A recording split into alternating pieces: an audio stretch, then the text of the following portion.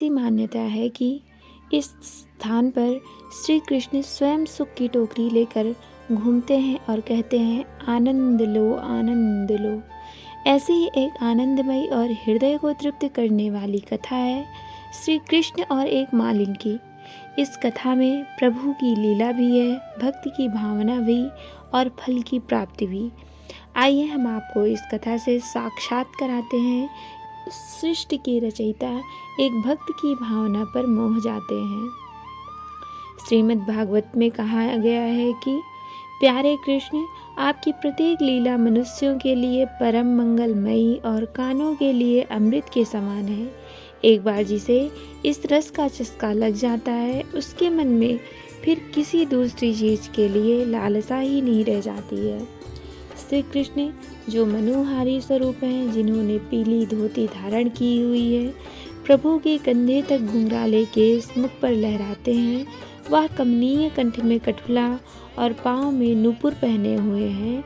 ऐसी उत्तम छवि की कल्पना मात्र ही अत्यंत सुखद है। एक दिन नंद बाबा और यशोदा मैया के दुलारे श्री कृष्ण प्रातःकाल जल्दी उठकर अपनी बाल्यकाल की लीला अपनी मैया को दिखाने लगे। माता ने कई बार समझाया, कन्हैया उत्पात मत कर, आज मुझे एक बहुत काम है, लेकिन प्रभु की लीला प्रभु ही जाने। इस प्रकार बाल्यकाल से जुड़ी श्री कृष्ण की एक लीला का वर्णन हम करने वाले हैं कि ब्रजधाम में एक सुखिया नाम की मालिन थी। वह मालिन तरह तरह के फल, फूल और सब्जी बेचकर अपना गुजारा करती, लेकिन वह जब भी यहाँ आती तो गोपियों से मिलती। वह नंद लाला के बारे में बताती थी और उसे भी बाल कृष्ण की लीला सुनने में बहुत आनंद आता। काफ़ी समय तक लीलाओं को सुनने के पश्चात उसका भी मन हुआ कि वह भी प्रभु के दर्शन करे। यह सोचकर बाल कृष्ण के दर्शन के लिए वह नंद बाबा के घर के सामने खड़ी रहती, लेकिन तब भी उसको प्रभु के दर्शन नहीं मिले। अब तो प्रभु तो अंतर्यामी है। वह सुखिया का मन भाप गए और निश्चित किया कि वह उसे अपने दर्शन अवश्य देंगे। अगले दिन जब सुखिया ने आवाज़ लगाई, फल ले लो फल, तो सुखिया की आवाज़ सुनकर कृष्ण दौड़े चले आए। अब तो उनको अपने सामने देखकर सुखिया की खुशी का ठिकाना नहीं रहा और उसने नन्हे से कान्हा को बहुत से फल दे दिए।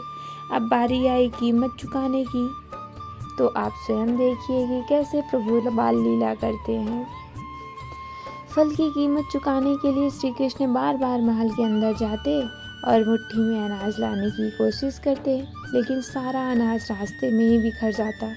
ऐसे में प्रभु सुखिया को मात्र 2-4 दाने ही दे पाए, जिसको प्रेम पूर्वक लेकर सुखिया वापस लौट गई। वह मन ही मन खुशी से फूले नहीं समा रही थी कि आज उसने अपने हाथों से कान्हा को फल दिए और उन्होंने वो फल खाए। यही सब विचारते हुए जब वह घर पहुंची तो उसके मुख से निकल पड़ा, अरे यह क्या है। उन्होंने देखा कि फल की खाली टोकरी बहुमूल्य रत्नों से भरी हुई है और वह समझ गई कि बाल रूप में कान्हा कोई आम बालक नहीं बल्कि स्वयं प्रभु हैं। इसी प्रकार श्री कृष्ण ने अपने परम भक्त सुखिया का उद्धार किया था। श्री कृष्ण और मालिन से जुड़ा यह प्रसंग हमें इस भावना से परिचित कराता है कि प्रेम से दिया हुआ एक कण भी मोती है और बिना प्रेम सब व्यर्थ है। इस प्रसंग से हमें यह सीख मिलती है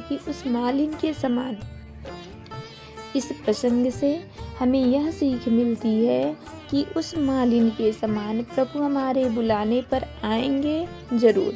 बस शर्त ये है कि आपकी पुकार में भक्ति निहित हो, न कि स्वार्थ। अगर आपको श्री कृष्ण से जुड़ा यह उत्तम प्रसंग पसंद आया हो तो ऐसे ही धर्म, ज्ञान, लीला और प्रसंग को जानने के लिए जुड़े रहिए हमारे चैनल से। धन्यवाद।